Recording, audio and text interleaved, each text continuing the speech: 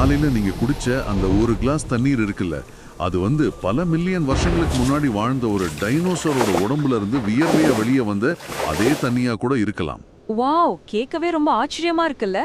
ஆமா, ரொம்பவே ஆச்சரியமான விஷயம்தான் அது. சோ இந்த ஒரு ஆழமான தேடலுக்கு, அதாவது நம்ம டீப் டைவுக்கு அறிவை தேடுற உங்களுக்கும், குறிப்பா தரம் 12 படிக்கிற மாணவர்களுக்கும் ஒரு உற்சாகமான வரவேற்பு. கண்டிப்பா. இன்னைக்கு நாம பூமியோட ஒரு மாபெரும் விசித்திரமான விஷயத்த, அதாவது நீரின் பயணத்தை பத்தி தான் ரொம்ப ஆழமா அலச போறோம். எக்ஸாக்ட்லி. இதுக்காக நாம தரம் 12 பாடத்திட்ட குறிப்புகள், அப்புறம் சில சமீபத்திய புவியியல் ஆய்வு கட்டுரைகள், சில இன்ட்ரெஸ்டிங்கான காலநிலை தரவுகள் எல்லாத்தையும் தான் பயன்படுத்த போறோம். சரி, இதை நாம விரிவாக அலசுவோம். ஆரம்பிக்கலாம். பொதுவா நமக்கு தாகம் எடுக்கும்போது மட்டும்தான் நம்ம தண்ணியை பத்தி யோசிப்போம். ஆனா உயிர் முறைமைகள் தொழில்நுட்பவியல், அதாவது பயோசிஸ்டம்ஸ் டெக்னாலஜி மாதிரி ஒரு பாடத்துக்குள்ள நுழையும் போதுதான் இந்த நீர் வெறும் திரவம் மட்டும் கிடையாது, அது பூமியோட ஒட்டுமொத்த ஏக்கத்தையும் கண்ட்ரோல் பண்ற ஒரு பிரம்மாண்டமான இயந்திரம் நமக்கு புரியுது. ஆமாங்க, அந்த டைனோசல் வியர்வை உதாரணம் சொன்னீங்க பாருங்க, அது மிகச்சரியா இந்த தலைப்போட மைய கருத்தை கொண்டு வந்துடுச்சு. அப்படியா சொல்றீங்க? பின்ன என்ன, அறிவியல் பூர்வமா பாத்தீங்கன்னா நீர் ஒரு மிகச்சிறந்த கரைப்பான், அதாவது ஒரு எக்ஸலன்ட் சால்வெண்ட். பூமியில நடக்கிற எண்ணற்ற உயிரிய ரசாயனவியல் தாக்கங்கள், அதாவது பயோகெமிக்கல் ரியாக்ஷன்ஸ், இது எல்லாமே நடக்கிறதுக்கான பிரதான ஊடகமே இந்த தண்ணீர் தான். கரெக்ட். இங்க மிக ஆச்சரியமான விஷயம் என்னன்னா, சதா அசைஞ்சுகிட்டே இருக்கிற இந்த நீர் உயிரினங்களோட உடம்புக்குள்ளேயும் சரி, புவியோட்டுக்கு கீழேயும் சரி, வளிமண்டலத்திலையும் சரி, இப்படி எங்க பார்த்தாலும் வியாபிச்சிருக்கு. ஆனா பூமியோட மொத்த நீரின் அளவை நம்ம பார்க்கும்போது அது நமக்கு ஒரு மிகப்பெரிய மாயத் தோற்றத்தை உருவாக்குது. மாயத் தோற்றம்னு நீங்க சொல்றது எனக்கு நல்லாவே புரியுது. ஏன்னா இப்ப விண்வெளியிலிருந்து பார்த்தோம்னா பூமி ஒரு நீல நிற கோளம். ஆமா, ப்ளூ பிளானட். எக்ஸாக்ட்லி. 71% தண்ணீர் தான் இருக்கு. அப்படின்னா நமக்கு தேவையான தண்ணீர் தாராளமா ரொம்ப ஏராளமா இருக்குன்னு தான் அர்த்தம். பாக்குறதுக்கு அப்படிதான் தோணும். ஆனா தரவுகளை பார்த்தா அப்படி இல்லையே. இத நாம ஒரு மிகப்பெரிய பேங்க் அக்கவுண்ட், அதாவது ஒரு வங்கி கணக்கு கூட ஒப்பிட்டு பார்க்கலாம். ஓ, பேங்க் அக்கவுண்ட் உதாரணமா சொல்லுங்க. அந்த வங்கி கணக்கு ஒப்பீட நாம இன்னும் கொஞ்சம் விரிவுபடுத்தலாம். எப்படி? அந்த வங்கியோட இரும்பு பெட்டகம் கடலுக்கு அடியில இருக்குன்னு வச்சுக்குவோம். ஏன்னா பூமியில இருக்கிற மொத்த தண்ணில ஏறத்தாழ 97.5% நீர் சமுத்திரங்கள்லயும் கடல்கள்லயும் உவர் நீராவே நிறைஞ்சு கிடக்குது. ஓ, 97.5% உப்பு தண்ணி தானா? ஆமாங்க. அத நாம நேரடியாக பயன்படுத்தவே முடியாது. சரி, மீதமுள்ள 2.5% நன்னீரை, அதாவது ஃப்ரெஷ் வாட்டரை எடுக்கலான்னு பார்த்தா, அந்த வங்கியோட அடுத்த பகுதி அண்டார்டிகாவிலையும் ஆர்டிக்லயும் உறைஞ்சு போயிருக்கு. ஒரு நிமிஷம், அந்த 2.5%லையும் நாம முழுசா எடுக்க முடியாதா? கண்டிப்பா முடியாது. அந்த நன்னீர்ல சுமார் 68% பகுதி பனிக்கட்டியாவும் பனிக்கட்டி பாறைகளாவும் துருவங்கள்ல, அதாவது திண்ம நிலையில முடங்கியிருக்கு. அட பாமே! அப்போ 97.5% உவர் நீர், மீதமுள்ள நன்னீர்ல 68% பனிக்கட்டி. இது போக மீதமுழுக்கிற கொஞ்ச நஞ்ச நன்னீராவது நமக்கு ஈஸியா கிடைக்குதா? அங்கதான் இன்னொரு பெரிய சிக்கலே இருக்கு. அந்த மீதியுள்ள பகுதியிலயும் 30% நிலக்கீழ் நீராக, அதாவது பூமிக்கு அடியில ரொம்ப ஆழமா மறைஞ்சிருக்கு. நிலத்தடி நீர். கரெக்ட். ஆமா, இது எல்லாத்தையும் கழிச்சிட்டு பார்த்தோம்னா, நாம நேரடியாக பயன்படுத்தக்கூடிய ஏரிகள், நதிகள், அப்புறம் அருவிகள்ல இருக்கிற மேற்பரப்பு நீரோட அளவு எவ்வளவு தெரியுமா? எவ்வளோ இருக்கும்? ஒரு 5% இருக்குமா? இல்லவே இல்ல. வெறும் 1.2% மட்டுமே. வாட்? வெறும் 1.2% தானா? ஆமா, இந்த 1.2% நீரை வச்சுக்கிட்டு தான் பூமியில இருக்கிற காடுகள், விலங்குகள், அப்புறம் 8 பில்லியன் மனிதர்கள்னு ஒட்டுமொத்த உயிரினங்களும் வாழ்ந்தாகணும். ஒரு நிமிஷம் இருங்க. இது உண்மையிலேயே ஒரு பெரிய அதிர்ச்சியா இருக்கு. பூமியில இவ்ளோ பெரிய சமுத்திரங்களை வச்சுக்கிட்டு நாம தங்கி இருக்கிறது வெறும் இந்த 1.2% நீரை நம்பி நட்டும்தானா? ஆமாங்க, அதுதான் நிதர்சனமான உண்மை. அப்படின்னா எனக்கு ஒரு நியாயமான சந்தேகம் வருது. நாம தினமும் இவ்ளோ தண்ணியை பயன்படுத்துறோம், கோடிக்கணக்கான மரங்கள் நீரை உறிஞ்சுக்கிட்டே இருக்கு, பில்லியன் கணக்கான விலங்குகள் குடிக்குது. அப்படி இருக்க இந்த 1.2% பேங்க் அக்கவுண்ட் ஏன் இன்னும் காலி ஆகல? எப்படி பல மில்லியன் வருஷங்களா இது கொஞ்சமும் குறையாமறையே இருக்கு? இதுக்கு ஒரு முக்கியமான காரணம் இருக்கு. அது இயற்கையோட ஒரு மாபெரும் மீள் சுழற்சி இயந்திரம்னு சொல்லலாம். அதாவது நீர்வட்டம், வாட்டர் சைக்கிள். ஓ, வாட்டர் சைக்கிள். நாம சின்ன வயசுல படிச்சது. அதேதான். இது சூரிய சக்தியோட துணையோட இயங்குற ஒரு தொடர்ச்சியான செயன்முறை. நீர் ஓரிடத்துல இருந்து மற்றும் ஒரு இடத்துக்கு திண்மம், திரிவம், வாயு அப்படின்னு வெவ்வேறு வடிவங்கள்ல ஒரு வட்டமா சுழன்றுகிட்டே இருக்கு. புரியுது. இங்க தரம் 12 மாணவர்கள் புரிஞ்சுக்க வேண்டிய ஒரு முக்கியமான அறிவியல் உண்மை என்னன்னா, புவி மேற்பரப்புல இருந்து வளிமண்டலத்தோட சேர்ற நீரின் அளவு இடத்துக்கு இடத்தும் வேறுபடலாம். ஓகே. ஆனா இந்த நீர் வட்டத்துல சுற்றி செல்ற மொத்த நீரின் அளவு ஒரு மாறிலி, அதாவது இங்கிலீஷ்ல கான்ஸ்டன்ட் அப்படின்னு சொல்வோம். அப்படின்னா பூமியில இருக்கிற மொத்த நீரின் அளவு கூடுறதும் கிடையாது, குறையறதும் கிடையாது. அப்படிதானே? மிக சரியா சொன்னீங்க. இப்போ இதுல ரொம்ப சுவாரஸ்யமான பகுதி என்னன்னா, அதாவது சின்ன வயசுல இருந்து நீர் வட்டம்னு நாம படிக்கிறோம். அது வெறும் தண்ணியை ஒரு இடத்துல இருந்து இன்னொரு இடத்துக்கு கடத்துற ஒரு பைப்பு போல ஒரு குழாய் அமைப்புன்னு மட்டும்தான் நான் நினைச்சுக்கிட்டு இருந்தேன். நிறைய பேரு அப்படிதான் நினைச்சுக்கிறாங்க.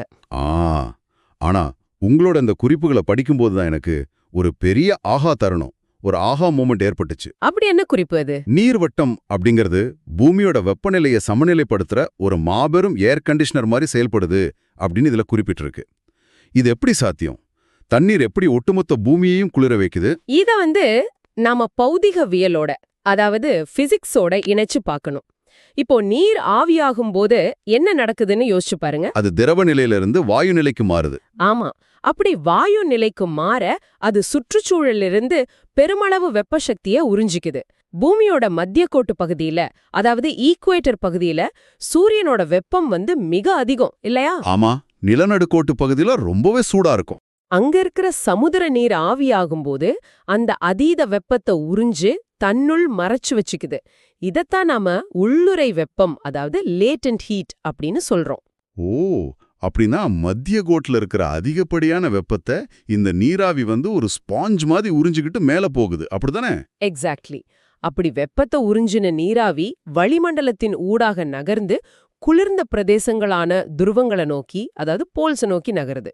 ஓகே, இல்லனா அதிக உயரத்துக்கு போகுது. ஆமா, அங்க குளிர்வடைந்து மீண்டும் நீராக ஒடுங்கும் போது, அதாவது கண்டென்சேஷன் நடக்கும்போது தன்னுள் மறைச்சு வச்சிருந்த அந்த வெப்பத்தை மீண்டும் சுற்றுச்சூழலுக்கே வெளிவிடுது. அப்போ பனிக்கட்டி உருகும் போதும் இதே மாதிரி நடக்குமா? கண்டிப்பா. பனிக்கட்டி உருகும் போதும் மீண்டும் பனிக்கட்டி ஆகும்போதும் இதே வெப்ப பரிமாற்றம் தான் நிகழுது. இந்த நீர் வட்டம் மட்டும் இல்லைன்னா மத்திய கோட்டு பகுதி மனிதர்கள் வாழவே முடியாத அளவுக்கு கொதிக்கும் நிலையா அடைஞ்சிருக்கும். அப்புறம் துருவ பிரதேசங்கள்? துருவ பிரதேசங்கள் முற்றிலுமா ஒரு கல்ல மாதிரி உறைஞ்சு போயிருக்கும். இது உண்மையிலே பிரம்மாண்டமான ஒரு மெக்கானிசம் தான், ஒரு உலகளாவிய ஏர் கண்டிஷனர். சரி, இந்த தண்ணீர் எப்படி புவியீர்ப்பு விசைய, அதாவது கிராவிட்டிய மீறி மேல வளிமண்டலத்துக்கு போகுது அப்படிங்கறத பாப்போம். ஓகே, பார்க்கலாம். எனக்கு இப்போ ஒரு சந்தேகம். ஏரிகள் அப்புறம் கடல்கள்ல இருந்து தண்ணீர் சூரிய வெப்பத்தால ஆவியாகி மேல போகுது அப்படிங்கறது எனக்கு புரியுது. ஆனா தாவரங்களும் இதுல ஒரு முக்கிய பங்கு வகிக்குது அப்படின்னு நீங்க சொல்றீங்க? ஆமா, மிக முக்கியமான பங்கு இருக்கு. நாம வெயில்ல ரொம்ப கடினமா வேலை செய்யும்போது நமக்கு வியர்க்குது இல்லையா? அதுபோல தாவரங்களும் தண்ணிய வியர்வையா வெளியேத்துதா என்ன? அந்த ஒப்பீடு மாணவர்களுக்கு புரிஞ்சுக்கிறதுக்கு மிக எளிமையா இருக்கும். நீங்க சொல்றது ஆவி உயிர்ப்பு, அதாவது டிரான்ஸ்பிரேஷன் அப்படிங்கிற ஒரு செயல்முறையத்தான். ஆவி உயிர்ப்பு, ஓகே. இது எப்படி நடக்குது? தாவரங்கள் மண்ல இருந்து உறிஞ்சுற தண்ணீர்ல ஒரு சின்ன பகுதியை மட்டும்தான் அதோட வளர்ச்சிக்கு பயன்படுத்துது. மீதமுள்ள தண்ணிய தாவரங்களோட காற்றுக்குரிய பகுதிகள்ல இருந்து, குறிப்பா இலைகள்ல இருந்து ஆவி வடிவுல வெளியேத்துது. அப்போ இலைகள் வழியாதான் நிறைய தண்ணீர் வெளியே போகுதா? ஆமா. இதை கொஞ்சம் ஆழமா பார்த்தோம்னா, தாவர இலைகளோட கீழ்ப்புறத்துல 2 காவற்கலங்களால், அதாவது காட் செல்ஸால் சூழப்பட்ட இலைவாய் அப்படிங்கிற நுண்ணிய துளைகள் பெருமளவுல இருக்கு. இலைவாய், இங்கிலீஷ்ல ஸ்டொமேட்டா அப்படின்னு சொல்லுவாங்களே, அதுதானே? எக்ஸாக்ட்லி. இந்த துளைகள் தான் தாவரத்தோட சுவாச உறுப்புகள் மாதிரி செயல்படுது. அந்த இலைவாய்கள் ஊடாக தான் இந்த நீராவி வெளியேறுதா? இதோட அளவு எந்த அளவுக்கு இருக்கும்? உங்களுக்கு கேட்டா ரொம்ப ஆச்சரியமா இருக்கலாம். தாவரங்களிலிருந்து வெளியேற தண்ணீர்ல ஏறத்தாழ 98% பகுதி இந்த இலைவாய்கள் ஊடாகத்தான் ஆவியொலிக்கு முறையில வெளியேறுது. வாவ், 98%? ஆமா. மீதமுள்ள மிகச்சிறிய அளவு தண்ணீர் மட்டும்தான் இலைகளோட மேற்பரப்புல இருக்கிற கியூட்டிக்கல் அப்புறம் பட்டைவாய்கள் ஊடாக வெளியேறுது. இது ஒரு புறம் இருக்கு. மறுபுறம் என்ன நடக்குது? மறுபுறம் ஆவியாதல், அதாவது இவாபரேஷன் நடக்குது. ஆவியாதல் அப்படிங்கிறது நேரடியா நீர்நிலைகள்ல இருந்து நடக்கிறது, சரிதானே? ஆமாங்க. புவி மேற்பரப்புல அமைஞ்சிருக்கிற ஏரிகள், கடல்கள் அப்புறம் ஈரலிப்பான மண் மேற்பரப்புல இருந்து தண்ணீர் நேரடியா நீராவியா மாறுற பௌதிக செயன்முறை தான் ஆவியாதல். இதுக்கு தேவையான எனர்ஜி? இதுக்கு தேவையான முழு சக்தியையும் சூரியன் தான் வழங்குது. வழி சூடாகி அடர்த்தி குறைஞ்சு மேற்காவுகை, அதாவது கன்வெக்ஷன் அப்படிங்கிற காற்று நீரோட்டத்தின் வழியே நீராவி மேல் நோக்கி அசைஞ்சு போகுது. சரி, இப்ப நாம ஒரு கற்பனை செய்வோம். ஆவியாதல் அப்புறம் ஆவி உயிர்ப்பு மூலமா பில்லியன் கணக்கான லிட்டர் தண்ணீர் வாயுவா மாறி வானத்தை நோக்கி போயிடுச்சு. ஓகே. வளிமண்டலத்துக்கு போன அந்த நீராவி எப்படி மீண்டும் நீராக மாறுது? இப்போ நான் வானத்தை பார்க்கும்போது பலவிதமான மேகங்கள் மிதக்கிறத பார்க்கறேன். அவை எப்படி உருவாகுது? இந்த தண்ணீர் கீழே விழாம எப்படி வானத்திலே மிதக்குது? அந்ததான் ஒடுங்கல், அதாவது கொண்டென்சேஷன் அப்படிங்கிற பௌதிக செயன்முறை நிகழுது. வளிமண்டலத்துல நம்ம மேல போக போக வெப்பநிலை படிப்படியா குறைவகையும். ஆமா, மேல போக போக குளிரா இருக்கும். கரெக்ட். ஆவியாகி மேல போற நீராவி ஒரு கட்டத்துல அந்த குளிர்ந்த வெப்பநிலைய சந்திக்கும்போது அது மீண்டும் திரவ நிலைக்கு மாறத் தொடங்குது. ஆனா அந்த நீராவி வெறுமனே காத்துல அப்படியே ஒடுங்கிட முடியாது. அப்புறம் எப்படி ஒடுங்கும்? அதுக்கு ஏதாவது ஒரு சப்போர்ட் வேணுமா? ஆமா, அதுக்கு ஒரு தளம் தேவை. வளிமண்டலத்துல மிதந்துகிட்டு இருக்கிற மிக நுண்ணிய தூசி துணிக்கைகள், புகை அல்லது உப்பு துகள்கள், இது மேலதான் இந்த நீராவி ஒடுங்கி மிகச்சிறிய நீர்த்திவலைகளா மாறுது. ஓ, தூசு துணிக்கைகள் மேலதான் நீராவி ஒடுங்குதா? இது புது தகவலா இருக்கே. ஆமாங்க. இப்படி உருவாகிற மில்லியன் கணக்கான நீர்த்திவலைகளோட கூட்டம் தான் முகில்கள் அல்லது மேகங்கள் அப்படின்னு சொல்றோம். சூப்பர். இந்த மேகங்கள்ல பல வகைகள் இருக்குன்னு நான் பாடப்புத்தகங்கள்ல பார்த்திருக்கேன். சில மேகங்கள் பஞ்சு மாதிரி இருக்கு, சில மேகங்கள் தட்டையா இருக்கு. அவ எல்லாமே மழைய தருமா? இல்ல, கண்டிப்பா கிடையாது. எல்லா மேகங்களும் மழையை தராது. மேகங்கள் அமைஞ்சிருக்கிற உயரத்தின் அடிப்படையில அவற்றை மேல்முகில், இடைமுகில், கீழ்முகில் அப்படின்னு நம்ம பிரிக்கலாம். ஓகே, உயரத்தை வச்சு மூணா பிரிக்கலாம். ஆமா. அப்புறம் வடிவத்தின் அடிப்படையில பாத்தீங்கன்னா அவற்றை கீற்றுமுகில், அதாவது சிரிஸ், திரள்முகில், அதாவது கியூமுலஸ் அப்படின்னு வகைப்படுத்துவாங்க. இதுல இது மழையை தரும். இப்போ கீற்றுமுகில்கள் மிக உயரத்துல இருப்பவை. அவை பெரும்பாலும் பனிப்பளிகுகளால் ஆனவை, அதனால மழையத் தராது. ஆனா புவி மேற்பரப்பிலிருந்து ஏறத்தாழ 3 கிலோமீட்டர் உயரம் வரை பரம்பியுள்ள கீழ்முகில், அதாவது லோ கிளவுட்ஸ் கூட்டத்தை சேர்ந்த முகில்கள் தான் நமது பூமிக்கு மழையை கொண்டு வருது. அப்படியா? அப்படின்னா அந்த இடி மின்னலோட ரொம்ப பயங்கரமா மழை வருமே, வானமே இருண்டு போய் ஒரு பெரிய மழை மாதிரி ஒரு மேகம் நிக்குமே, அது எந்த வகை? அதுதான் இடிமுழக்க மேகம் அல்லது கியூமுலோனிம்பஸ். இந்த மேகங்களை நீங்க ஒரு மாபெரும் செங்குத்தான வாஷிங் மிஷின் மாதிரி கற்பனை செஞ்சுக்கலாம். வாஷிங் மிஷினா? ரொம்ப இன்ட்ரெஸ்டிங்கா இருக்கு. ஆமா, ஏன்னா இந்த மேகங்களுக்குள்ள மிக கடுமையான மேல் நோக்கிய மற்றும் கீழ் நோக்கிய காற்று நீரோட்டங்கள் இருக்கும். இதுங்க தான் இடியோட கூடிய கடுமையான மழையை உருவாக்குது. ஓ, அப்படின்னா அந்த மேகம் வந்தா ரொம்ப நேரம் மழை பெய்யுமா? இந்த மேகங்கள் உருவானா குறைஞ்சது அரை மணித்தியாலம் முதல் 2 மணித்தியாலங்கள் வரைக்கும் மிக கடுமையான மழை பொழியும். ஓ, இப்போ எனக்கு நல்லா புரியுது. சரி, மேகங்கள்ல இருக்கிற தண்ணீர் எப்ப மழையாக கீழே விழும்? மேகங்கள் அப்படிங்கிறது நீர்த்திவளைகளின் கூட்டம்னு சொன்னீங்க. ஆமா, கரெக்ட். அப்படின்னா மேகங்களால அந்த தண்ணிய தாங்க முடியாத ஒரு கட்டம் வருதா என்ன? துல்லியமா அதுதான் நடக்குது. வளிமண்டலத்தோட மேற்பகுதியில மிதக்கிற முகில்கள்ல இருக்கிற சிறிய நீர்த்துளிகள் ஒன்னோடொன்னு மோதி இணைந்து பெரிய நீர்த்துளிகளா மாறுது. நிலையை, அதாவது சேச்சுரேஷன் பாயிண்ட அடையும். Okay, saturation point. ஆமா. அப்போ அதோட பருமனும் நரியும் ரொம்ப அதிகமாயிடுறதால அதால புவியீர்ப்பு விசைக்கு எதிரா காத்துல மிதக்க முடியாது. அதை தாங்க முடியாத நிலையில அவை புவியீர்ப்பு விசையால ஈர்க்கப்பட்டு மழையாக கீழே விழத் தொடங்குது. அறிவியல்ல இதத்தான் நாம படிவு வீழ்ச்சி, அதாவது பிரசிபிடேஷன் அப்படின்னு அழைக்கிறோம். ஒரு நிமிஷம். படிவு வீழ்ச்சி. படிவு வீழ்ச்சின்னா அது மழை மட்டும்தானே? வானத்திலிருந்து கீழே விடுறது மழை தானே? இதுல வேற என்ன இருக்கு? அதுதான் நிறைய பேர் செய்யற ஒரு சின்ன பிழை. படிவு வீழ்ச்சி அப்படிங்கிறது வெறும் மழை மட்டும் கிடையாது. அப்படியா? வேற என்ன இருக்கு? மேகத்துல இருந்து நீர் எந்த வடிவத்துல கீழே விழுது அப்படிங்கறத பொறுத்து இது பல வகைகளா பிரிக்கப்படுது. அது எப்படி உருவாகுதுன்னு பாத்தீங்கன்னா உங்களுக்கு புரியும். முதலாவது மழைப்பனி, அதாவது ஸ்னோ. ஓ, ஸ்னோவும் படிவு வீழ்ச்சி தானா? ஆமா. வளிமண்டலத்தோட வெப்பநிலை உயர்நிலைக்கு கீழே குறையும் போது நீராவி திரவமா மாறாமலே நேரடியா திண்ம நிலையை அடைஞ்சு பனிப்பழுகுகளா கீழே விழுது. சூப்பர். ரெண்டாவது என்ன? ரெண்டாவது ஆலங்கட்டி மழை, அதாவது ஹெயில். சற்று முன் நாம பேசணும் இல்லையா, அந்த இடிமுழக்க மேகங்கள் அதுக்குள்ள இருக்கிற கடுமையான காற்று நீர்த்துளிகளை மேல் நோக்கி அடிச்சு சென்று உறைஞ்சு போகச் செய்யும். ஓ, காத்து மேல அடிக்குமா? ஆமா, அப்புறம் அது மீண்டும் கீழே வரும். உடனே மீண்டும் காற்று மேல அடிக்கும். இப்படி ஒரு வெங்காயத்தோட தோள்களை போல பல அடுக்குகளா பனி உறைஞ்சு இறுதியில 5 மில்லிமீட்டருக்கும் மேற்பட்ட விட்டம் கொண்ட கடினமான பனிக்கட்டிகளா வீழ்றதுதான் ஆலங்கட்டி மழை. வாவ், வெங்காயத்தோட அடுக்குகள் போல பனி உறைஞ்சு 5 மில்லிமீட்டர் அளவை தாண்டுனதும் அது ஆலங்கட்டியா விழுது. ரொம்ப அருமையான விளக்கம். ஆனா குறிப்புகள்ல பனி அப்புறம் புகார் பற்றியும் இருக்கே, அவையெல்லாம் வானத்திலிருந்து நேரா விழுறது இல்லையே. கரெக்ட் தான்.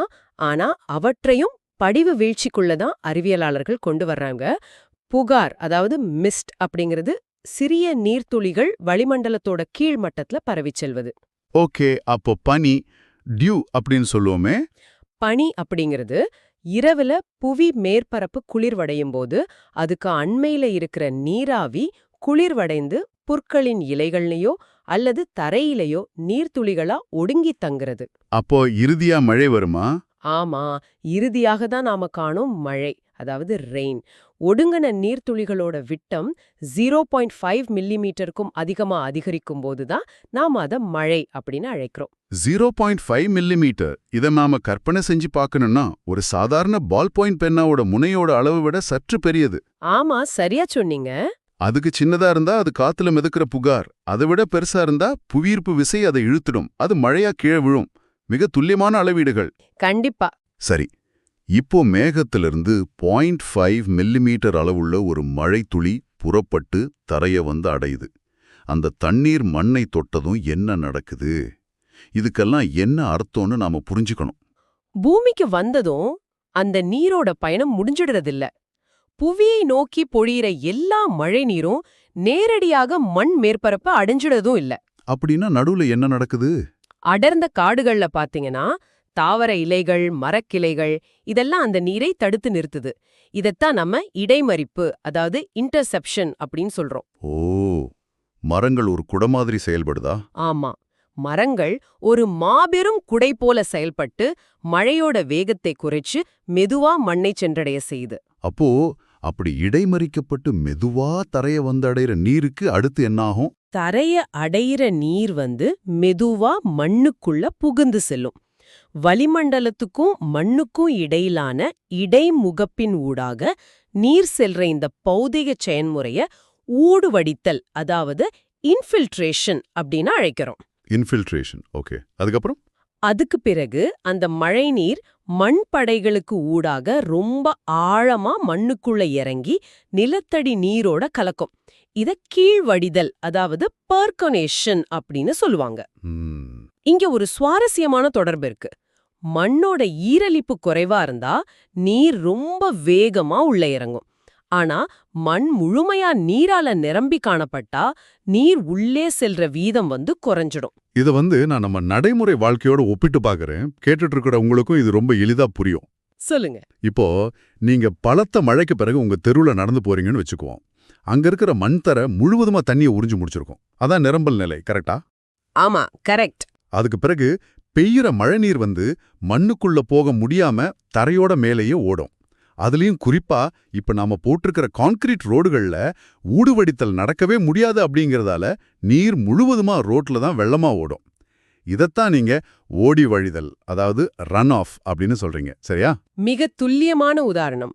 மண் முழுமையா நீரினால் நிரம்பியுள்ள போது அல்லது நிலம் நீரை உறிஞ்ச முடியாத நிலையில் இருக்கும்போது மேலதிக நீர் மண் மேற்பரப்பின் வழியே ஓடிச் செல்லும். அதுதான் ஓடி வழிதல். அப்படி ஓடி வழியிற நீர் எங்க போகும்? அப்படி ஓடி வழியிற நீர் நதிகள் வழியா சென்று இறுதியா மேற்பரப்பு நீர்நிலைகளை, அதாவது ஏரிகள், கடல்களை சென்றடையும். அல்லது மீண்டும் ஆவியாகி வளிமண்டலத்தை அடையலாம். ஒரு பெரிய சைக்கிள் முடிவுக்கு வருது. ஆமா, இத ஒரு பெரிய படத்தோட, அதாவது பிகர் பிக்சரோட இணைச்சு பார்த்தோம்னா, எங்கிருந்து நீர் புறப்பட்டதோ, அதாவது கடல்ல ஆரம்பிச்சதோ, பல வடிவங்களை எடுத்து மீண்டும் அதே கடல்லையே சேர்ற ஒரு மாபெரும் சக்கரத்தோட நிறைவை உங்களால உணர முடியும். வாவ், எல்லாமே ஒண்ணுக்கொன்னு ரொம்ப அழகா இணைக்கப்பட்டிருக்கு. ஆனா எனக்கு ரொம்ப நாளா ஒரு கேள்வி இருக்கு. என்ன கேள்வி அது? எல்லா மழையும் ஒரே மாதிரியா தோன்றது இல்லையே. சில நாட்கள்ல மிக கடுமையான வெயிலுக்கு பிறகு மாலையில திடீர்னு இடியுடன் மழை பெய்யுது. சில சமயம் மலைப்பகுதிகள்ல மட்டும் தொடர்ச்சியா மழை பெய்யுது. புயல் வரும்போது ஒரு மாதிரி மழை பெய்யுது. மழை எதனால இப்படி வெவ்வேறு மூடங்களை காட்டுது? இதுக்கு பின்னாடி இருக்கிற அறிவியலை புரிஞ்சுக்க வேண்டியது தரம் 12 மாணவர்களுக்கு மிக மிக அவசியம். மழை வீழ்ச்சி கிடைக்கிற வழிகளை பிரதானமா நாம 3 வகைகளா பிரிக்கலாம். ஓகே, அந்த 3 வகைகள் என்னென்ன? முதலாவது மேற்காவுகை மழை, அதாவது கன்வெக்ஷனல் ரெயின். ரொம்ப கொதிக்கிற வெயில் உள்ள ஒரு பகல் பொழுத நீங்க கற்பனை செஞ்சுக்கோங்க. புவி மேற்பரப்பு மிகவும் சூடாகிவிடும். ஆமா, அக்னி நட்சத்திர வெயில் மாதிரி. கரெக்ட். அதனால நிலத்துக்கு மிக அருகில் இருக்கிற காற்று வெப்பமடைந்து அடர்த்தி குறைஞ்சு ஒரு பலூன் மாதிரி மேல் நோக்கி ரொம்ப வேகமா செல்லும். இப்படி நீராவி அடங்கிய காற்று மேல் நோக்கி அசைஞ்சு சென்று உயரமான குளிர்ந்த பகுதியை அடைஞ்சதும் உடனடியாக ஒடுங்கும். இதனாலதான் மாலையில மழை வருதா? ஆமா, இதன் விளைவாகவே வெப்பமண்டல பகுதிகள்ல மாலையில இடிமுழக்கத்தோட கூடிய கடுமையான மழை பொழியுது. ஓ, அப்பனா வெயில் அதிகமா அடிச்சா அன்னைக்கு மாலையில மழை வர வாய்ப்பு அதிகம்னு நம்ம பெரியவங்க சொல்றதுக்கு பின்னாடி இருக்கிற அறிவியல் இதுதான். அப்போ 2வது வகை என்ன? 2வது பருவக்காற்று மழை அல்லது நிலவுருவ மழைன்னு சொல்லுவாங்க. இங்கிலீஷ்ல மான்சூன் அல்லது ஒரோகிராஃபிக் ரெயின். இது எப்படி உருவாகுது? சமுத்திரத்திலிருந்து நீராவியை சுமந்துகிட்டு வர்ற காத்து மலைகள் மாதிரி பெரிய இயற்கையான தடைகள்ல மோதும்போது அதுக்கு மேல செல்வதை தவிர வேற வழியே இல்ல. அப்படி மலையோட சரிவு வழியே மேல செல்லும்போது அது குளிர்வடைந்து மலையோட காற்று மோதும் பக்கத்துல பெருமழைய கொடுக்குது. அப்போ மலையோட மறுபக்கம் எப்படி இருக்கும்? மலையை தாண்டி போகும்போது அந்த காத்துல நீர் இருக்காது. அதனால மறுபக்கம் மழையற்ற வறண்ட பகுதியா இருக்கும். இத ரெயின் ஷேடோ ரீஜியன்னு சொல்வாங்க. இது நம்ம ஊர் மேற்கு தொடர்ச்சி மலைகள்ல நடக்கிறது போல. சரி, புயல் காரணமா வர்ற மழைய 3வது வகையில சேர்ப்பீங்களா? ஆமாங்க, அதுதான் 3வது வகையான சூறாவளி மழை, அதாவது சைக்ளோனிக் ரெயின். பூமியோட மேற்பரப்பு சமனற்ற முறையில வெப்பம் அடையறதால வளிமண்டலத்துல அமுக்க வேறுபாடுகள் உருவாகுது. அமுக்க வேறுபாடுகள்னா பிரஷர் டிஃபரன்சஸ் தானே? எக்ஸாக்ட்லி. இதனாலே காற்று அமுக்கம் கூடிய வளையத்திலிருந்து அமுக்கம் குறைந்த வளையம் வரை மிக வேகமா சூறாவளியா அசையும். அப்போ வெவ்வேறு வெப்பநிலைகளை கொண்ட காற்று தொகுதிகள் மோதிக்கொள்வதால ஏற்படுறதுதான் இந்த சூறாவளி மழை. வெப்பம், நில அமைப்பு, அமுக்கம்னு இயற்கையோட பல சக்திகள் ஒன்றிணைஞ்சுதான் மழையோட தன்மையை தீர்மானிக்குது. உண்மையிலேயே தரம் 12 மாணவர்களுக்கும் அறிவை தேடுற உங்களுக்கும் இந்த ஆழமான தேடல் நீரோட முழுமையான பயணத்தை புரிஞ்சுக்க நிச்சயமா உதவி இருக்கும்னு நம்புறேன். கண்டிப்பா உதவி இருக்கும். 97.5% ஊர் நீர்ல ஒரு துளியா தொடங்கி சூரியனோட மாபெரும் இயந்திரத்தால நீராவியா மேல இழுக்கப்பட்டு மீண்டும் 0.5 மில்லிமீட்டர் மழை துளியா உருமாறி மரங்களோட இலைகளால இடைமறிக்கப்பட்டு மண்ணுக்குள்ள ஊடுவழிந்து இறுதியா ஓடி வழிந்து மீண்டும் கடல்லே கலக்கிற இந்த நீரின் பயணம் ஒரு மாபெரும் பொறியியல் அற்புதம். ஆனா இதுல நாம கவனிக்க வேண்டிய ஒரு முக்கியமான விஷயமும் இருக்கு. இது ஒரு முக்கியமான கேள்வியையும் எழுப்புது. என்ன கேள்வி அது? தடையும் இன்றி தன்னைத்தானே சுத்திகரித்து செயல்பட்டு வருது. நாம முன்னாடி இடைமறிப்பு அப்புறம் கீழ்வடிதல் பத்தி பேசணும், ஞாபகம் இருக்கா? ஆமா, மரங்கள் நீரை தடுக்கிறது, அப்புறம் நீர் மண்ணுக்குள்ள போறது. கரெக்ட்.